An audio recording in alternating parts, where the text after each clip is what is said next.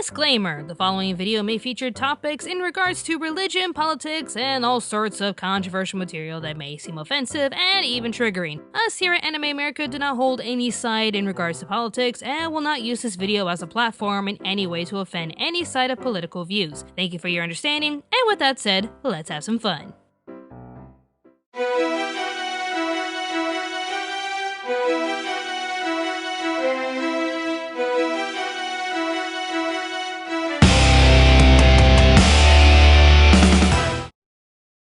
If there's one thing I know, nothing is ever safe from controversy, not even anime. So let's look around the internet and check out some of its dark history. Seems to be a lot. Oh, we're going there today. We're here to highlight some of the most controversial moments that have ever affected the anime industry. Whether it be in the industry itself or in the anime's final cut, we're gonna take a look at some of the darkest and questionable moments that made people's heads turn. And because a lot of these controversies relate to other events, we're gonna group some of them together into their own categories and arrange them from bad to, oh come on, what were you thinking? Are you ready to see the dark underbelly of the anime world? I hope you are, because this is Anime America's Top 10 Most Controversial Moments in Anime.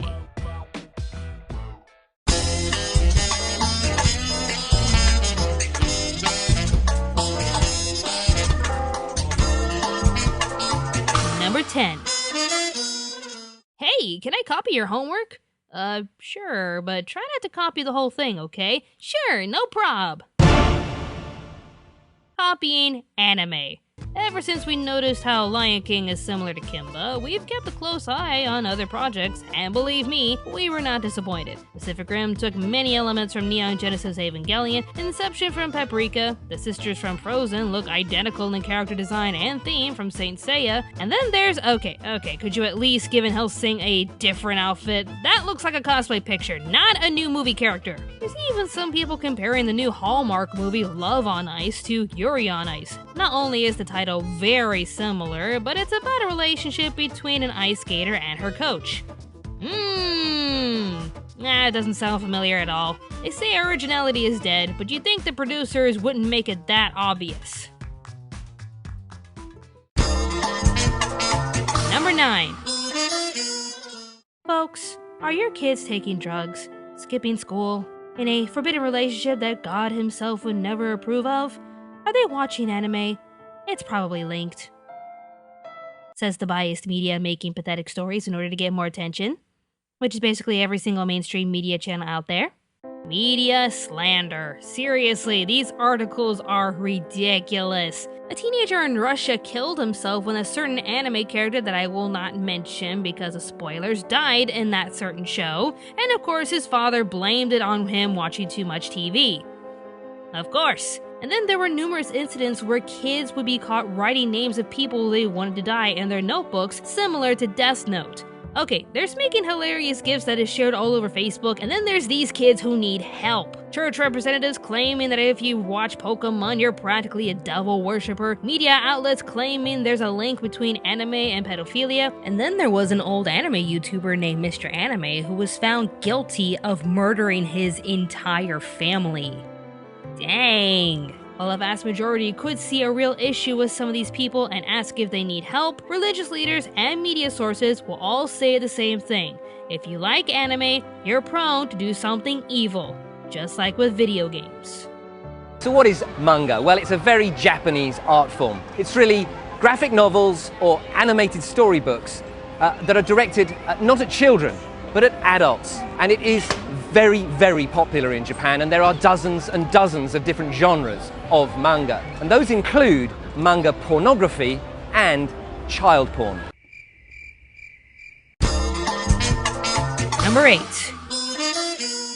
Politics and anime. The only time it ever goes well together is in Hetalia. Man up or I'll beat you with my Peace Prize! Speaking of which, did you know that South Koreans were so offended by Himario's depiction of their country's character and how they interacted with Japan that they tried to have the anime canceled before production as the show was deemed a criminal act against them? Well, it's not like any other country was offended, am I right? America's over there scarfing down burgers while justifying his actions drinking diet soda, thinking it'll fix everything. France is just a frickin' wuss. Russia is demonic, and Italy is... The fucking white flag scene! White flag! White flag! Well, Italy. But heaven forbid we have a scene where South Korea grabs Japan's chest. And this is why nobody can have anything nice. Aside from this incident, there's plenty of controversial moments regarding politics and even religion. There's the controversy of Dot Pixie's character from Attack on Titan being inspired by a highly controversial war general, the second soundtrack for Noragami being cancelled since it featured Islamic sound samples, and our favorite anime baddie was caught reading from the Quran while vowing to kill Jotaro. You'd think after the Ocarina of Time incident, Japan would know that this is a big no-no. By the way, did you know there's an anime where Jesus and Buddha are best friends? Well, I'm sure that's not gonna piss anyone off. Well, at least us here in America wouldn't add anything controversial to our dubs, right guys? Have you got a stick up your ass? Or are you one of those dumbass Gamergate creep shows? Really? Funimation? Really? Wow. Number 7. Now, how did Shannon put it? These donuts are great! Jelly-filled are my favorite! Nothing beats a jelly-filled donut. That's not a donut. You know that's not a donut. Those are carbs, Brock. Carbs! And while we're on that topic, cultural adaptation. One of the most controversial moments for us kids in the 90s was America putting their little touches on Japanese culture. What's her name? Usagi? That's not a name. Her name is Serena. There we go. And Satoshi? We'll just name him Ash, because that's what all the cool moms want to name their kid. And this is Joey. This is TK. And this one is Zoe. Because who names their kids Katsuya, Takeru, and Ichigo? Ha ha ha, America. What's that thing rolling down the hill? Is that a rice ball? Nah, Ash needs a sandwich. Eat up, Ash. Seriously, folks, these cuts and culture swaps got so bad that when Miramax got the rights to Princess Mononoke, the film's producer Toshio Suzuki sent the co-chairman Harvey Weinstein an authentic katana with a simple message inscribed on the blade: no cuts. This was made clear that no other studio who got the rights to any Ghibli films would ever change anything from the original source material, ever since New World Pictures botched up Nausicaa the Valley of the Wind, to which they called their butchered masterpiece Warriors of the Wind. Because America. Seriously need to find a copy of this movie and see how bad it is. Number 6.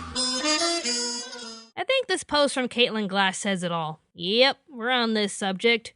Harassment and death threats.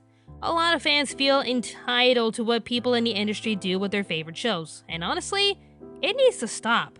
Many actors, including Caitlin Glass, are constantly bullied and harassed by so-called fans demanding certain information over certain anime titles. What's the next anime dub? Can you make this person dub my favorite character? Will you be singing the songs in English? Let us be clear here.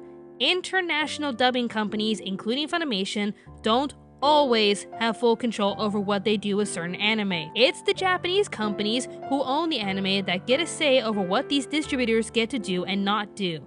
Yes, they can have some liberties like what happened with Ghost Stories and Hitalia, but it's not the case for all anime. Regardless of your fandoms and wishes, please do not resort to harassment and even death threats in order to get what you want. Sadly, it doesn't stop here, and it's not just in America. Japan has its own issues with fans obsessed with the anime industry. Hiroshi Kamiya, the original voice of Levi from Attack on Titan, had to come out with a full apology to his adoring fans for betraying them.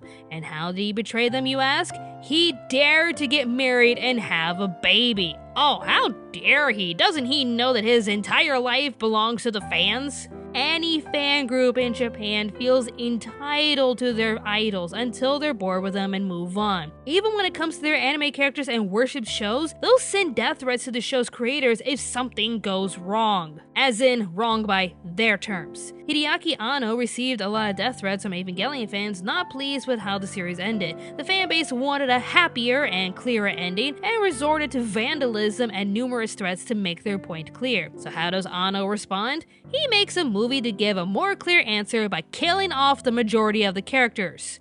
Lesson learned, kids. Don't mess with someone else's story. Unfinished stories can always change for the better or worse, and in Ano's case, he gave one giant middle finger back to the fans. Number 5. Oh, such a touchy moment between two villains in love.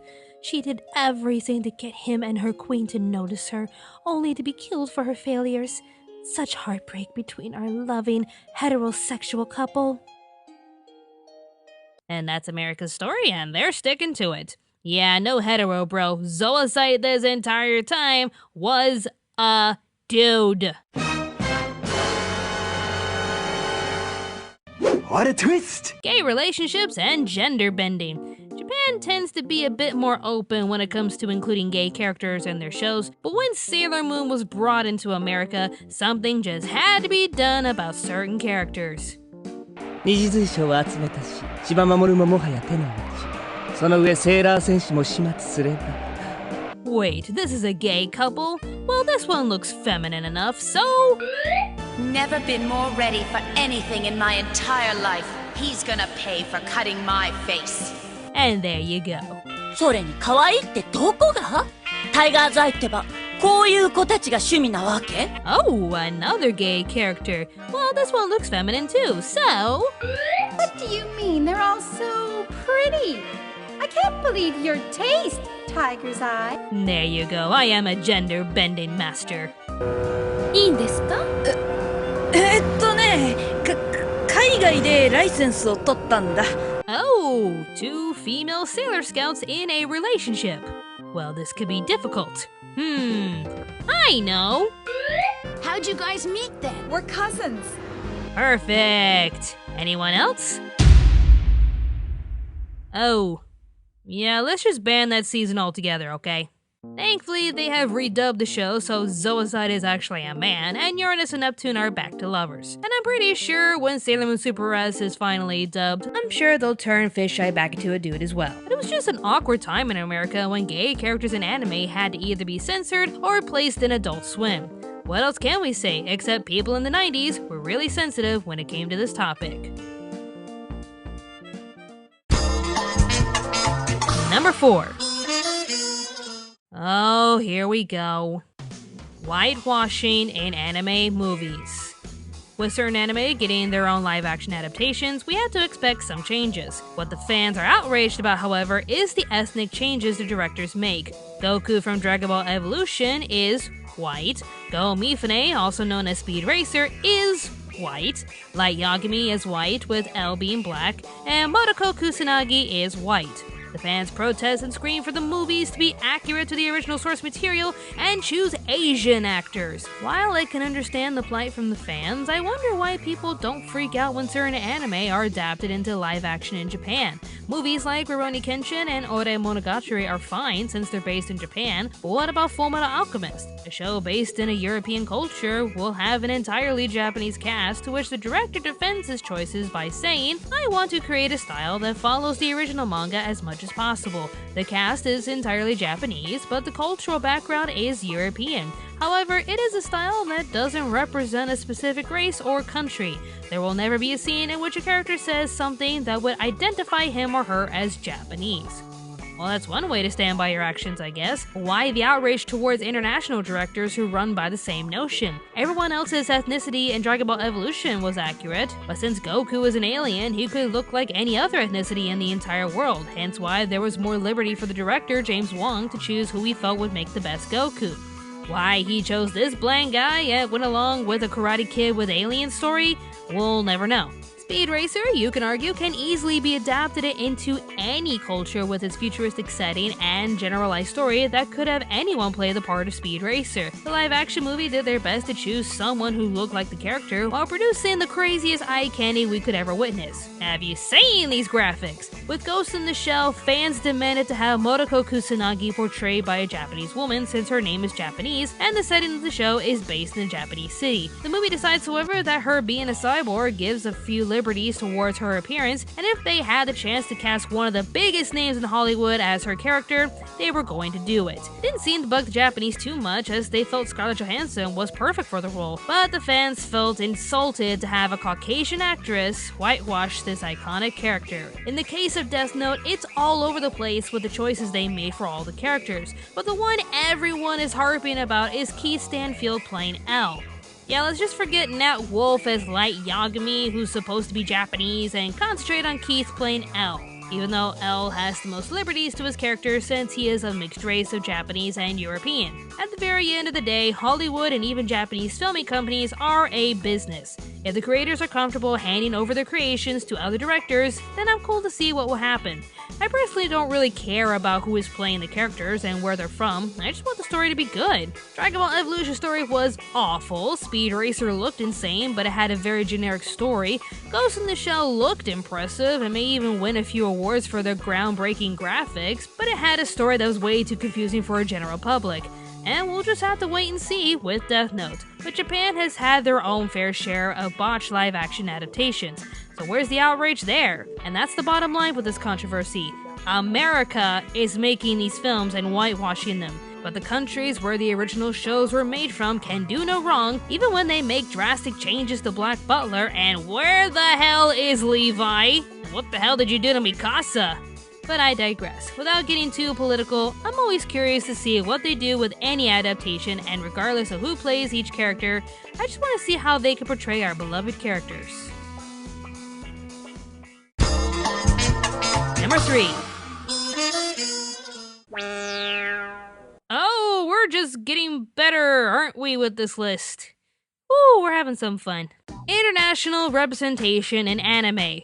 Even with anime characters looking wild and creative with their hair and eyes, and boobs, their record for racial representation wasn't clean at the very beginning. It is mostly due to their limited experiences outside of their country, but yeah. I guess there wasn't too much outrage with Mr. Popo since he's still in the series with no changes whatsoever. Plus his character is just amazing in the abridged series. I need your carpet to get to my friends as quickly as possible. Making toast! Ah, fine. But then we have Jinx, a character so offensive that her debut episode was banned from American television and she had to have her skin color changed to purple. I mean, having a badass assistant is one thing, but an ethnically sensitive topic portrayed as a Pokemon is just going a bit too far, Japan. It goes without saying that it took a while for Japan to get it right. The menstrual face began to fade in time, and ethnic characters were turning into badass and even wholesome characters. But then we have Happiness Charge Pretty Cure. Oh boy, we are given international pretty cures from all over the world. England's is just lazy because it just looks like Alice from Alice in Wonderland. France is a French maid, of course. India looks a lot lighter compared to Hawaii beach girls over there. And oh, wow. Wow. Cowboys and Indians. Really, Japan, really? Oh, and they're from Texas. Oh, this is just good. Of course, people would find this offensive, but I'm just gonna sit here and admire Magical Girl, Lone Ranger, and Tonto over here. Oh, I'm speechless. Number 2. You ever watch a show all over again in Japanese only to notice new episodes you have never seen before in America? Well, there's probably a reason for that. Banned episodes and anime series. If America found anything controversial or damaging in certain anime shows, they will outright ban the episodes from television. With Pokemon, not only was the Jinx episode banned, but we also had Tentacool and Tentacruel banned because having a giant Pokemon destroying buildings after 9/11 wouldn't scare anyone. Beauty and Beach was removed because...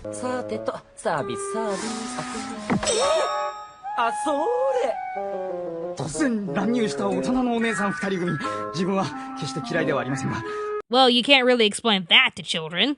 The Legend of Dratini was removed due to extreme use of firearms, and Meowth wearing a mustache that'll attract anyone from the Third Reich. Tower of Terror was banned mainly because of its title relating to 9/11. And lest we forget the Golden episode that sent over 600 children straight to the hospital for showing signs of photosensitive epilepsy in Japan. Then we have Sailor Moon episodes being banned as well. The second episode, House of Fortune, was banned because...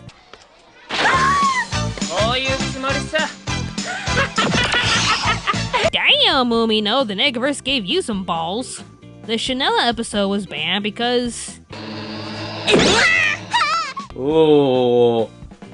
Let's hope Peter aren't watching this movie. Melody of Love was banned because Usagi snuck into an adult club. The Summer Beach Ghost episode was banned because of our heroes giving beach time fan service. And the episode where Chibi Usa meets a dinosaur was banned because more beach time fan service. Not to mention, an entire season of Sailor Moon never made it to America because how can they explain men transforming into women? The cousins argument won't save you this time. At the end of the day, if the episode seemed too controversial, it would never make the air. But what about animes being banned from certain countries? Pokemon was banned from Saudi Arabia for being a Zionist conspiracy.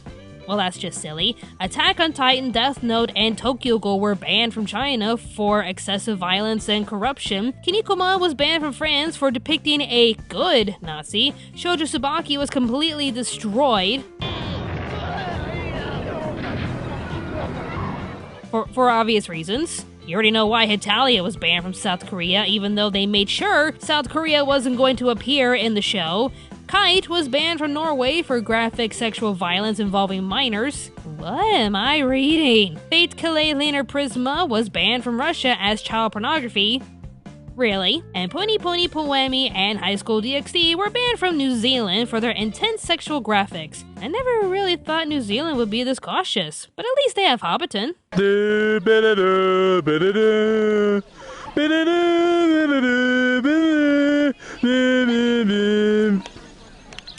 That was fun. Before we move forward, here are some more controversies. The Bubblegum Crisis Fall. Due to legal ownership issues, the show was cut after 8 episodes, even though it was promised 13 episodes. Kokoro Connect Bullying. This poor guy, Mitsuhiro Ichiki, went into an audition for a role in this series, only to be forced to read embarrassing lines unknowingly for a candid camera stunt. At least the staff apologized, but damn. Tezuka causing mangaka poverty. Because of a certain mangaka named Tezuka could provide for himself while making his own manga artists today are still barely making enough money to support themselves and their work. Well, that sucks. Tracing other people's work. The No Game, No Life artist Yo Kamiya was allegedly caught tracing other people's work for his own light novels. Couldn't just use these poses as references there, buddy? Kuroko no Basket bombing. No joke, the creator of Kuroko no Basket was constantly threatened for some time with bomb threats and even receiving poison in the mail, and all because one guy didn't even like him. And finally, anime piracy. As much as I can understand everyone's reason to watch anime for free online, it can still do some damage to the companies who make and distribute your favorite anime. And yes, I know the system isn't entirely perfect, but it's better than what we used to have back in the old days, which was nothing. And the most controversial thing in anime is... it is a constant struggle still happening today, and it's not just in America. If you were wondering when I was going to talk about this subject, well, I had to put it in number 1 for numerous reasons. Pull out your earplugs and open your eyes, ladies and gentlemen, as we dive into our favorite subject of all time, censorship. Mother censorship. From converting controversial items into kid-friendly materials to poorly covering up and censoring gore, violence, and sexual acts, we ask who the hell in these anime industries are still thinking about the children. I mean, we have ratings for a reason, people, and parents are supposed to be responsible over what little Timmy watches in his spare time, right? But no! Production staff and distributors have to censor their work just so they don't get a wave of parents complaining about not making child-friendly material. Oh, won't somebody please think of the children? At first, it wasn't a big deal in Japan, as children could handle certain subjects like nudity and weaponry maturely. But then we get to America, where body lines are blurred away so kids wouldn't be exposed to colorful nudity in Sailor Moon, poorly drawn bathing suits that were made to cover up naked bodies in Tenchi Muyo, cigarettes would turn into lollipops in One Piece, and lest we forget the infamous slingshot replacing a gun, once again, in One Piece. Thanks for kids. You're magical. Seriously, who the hell in Japan is not thinking of the children? Oh, there were a ton of Beach episodes that were banned because fan service and children equals bad. I mean, it's not like kids go to the beach when they're old enough, am I right? There's also the mountain loads of censorship that went down in Dragon Ball, mostly revolving around toilet humor, underwear shots, and nudity. Does Vegeta even know how many times Bulma's privates were flashed around in that series? So with Japan dishing all of this out and America having to censor them in order to air in the daytime, you'd think there wouldn't be a censorship problem in Japan, right? Not exactly. Firstly, there's Shoujo Tsubaki, a movie so disgustingly insane that Japan just outright destroyed the original copy. So why are they making a live-action adaptation? In regards to sex, a law was placed back in 2011 that would ban any sexual depiction of characters who looked under 13, which is the age of consent in Japan. It doesn't necessarily stop animators from using moe cuteness as fan service, but if someone decided to make a Lucky Star porno, they'd more likely be arrested for child pornography.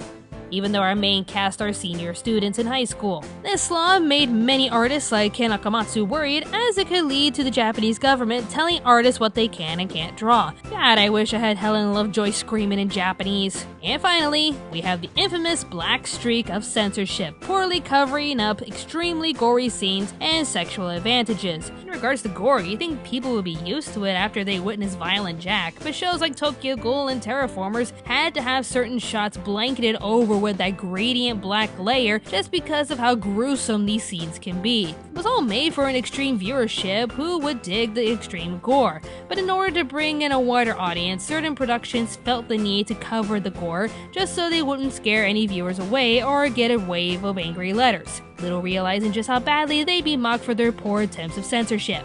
Let's look at that, that's embarrassing. Whether it be in America, Japan, or any country around the world, there's always going to be someone thinking of the poor children, which makes any sane person groan with detest. Which is why all of us here at Anime America agrees that censorship of any kind will always be the #1 controversy in anime.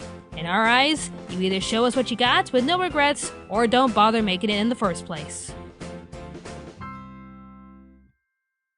Well, this was a fun video to make. Now a question to everyone out there watching this video. What's your take on censorship? Should artists be free to make what they want? Or should they have restraint in order to make a more general and child-friendly product? Leave a comment down below with your answer. Now if you excuse me, I'm gonna... Oh, just wait 1 second here. Got a little message here.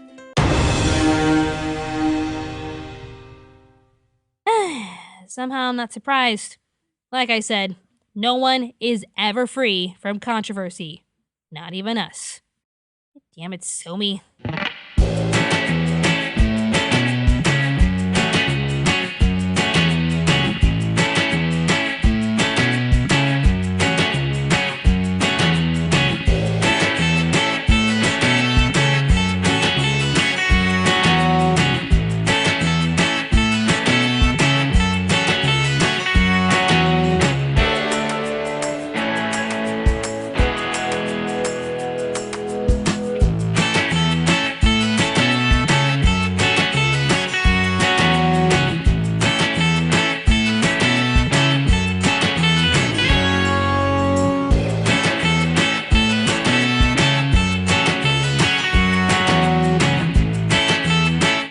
For watching. To keep you up to date with Anime America, be sure to follow us on Facebook, Twitter, Instagram, and even Tumblr. The best way you can support this channel for free is by sharing this video with your friends, as well as liking this video. If you wish to support us financially, we have a Patreon page, posters for sale on Store Envy, and awesome t-shirts available on Teespring. Don't forget to subscribe to Anime America for more awesome videos that you'll get instantly if you click on the notification bell. We also have another channel called Pop Spectrum, where we review anything in pop culture. More awesome videos will be on the way, so stay tuned to Anime America.